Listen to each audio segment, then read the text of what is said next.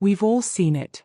The person who seems to have everyone at their feet, yet they fall for the one person who doesn't seem to notice them. Why? It isn't luck, it's a calculated psychological maneuver. Are you tired of being the one who always waits for a text? If so, this video is for you. We are going to discuss how to cultivate the magnetic autonomy that commands respect and triggers obsession. To the person who is constantly pursued, attention is a cheap commodity. They are surrounded by people trying to please them, which makes niceness feel boring and eagerness feel low value.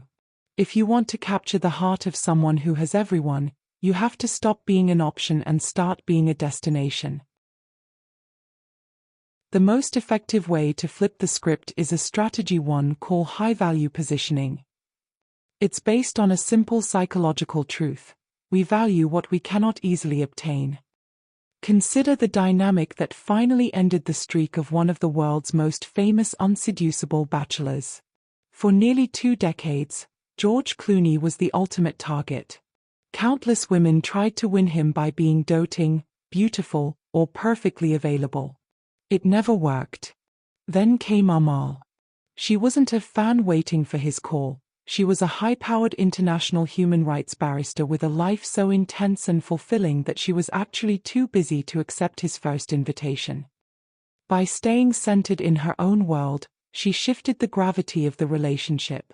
She didn't drop her life to join his, she invited him to be a part of hers.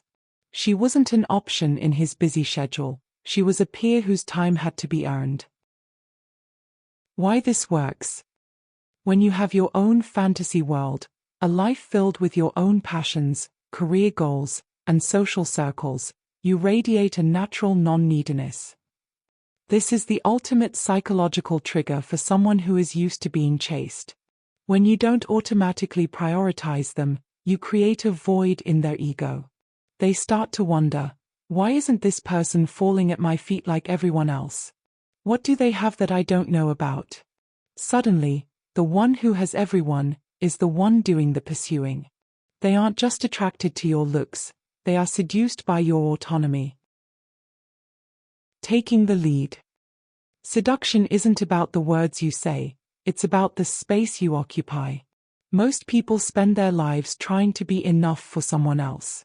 A master of seduction knows that the key is being so grounded in your own value that the other person feels lucky to be in your presence. Repositioning yourself in a lopsided power dynamic is a delicate art. It requires knowing exactly when to lean in and, more importantly, exactly when to pull back to let their imagination do the work for you. If you're tired of being the backup plan, or feeling like just another name in someone's phone, it's time to change your strategy. Every person has a gap in their life, even the ones who seem to have everything. Our job is to help you find that gap and become the only person capable of filling it. If you're ready to stop chasing and start leading, let's look at your specific situation and craft a plan to move you from the sidelines to the center of their world.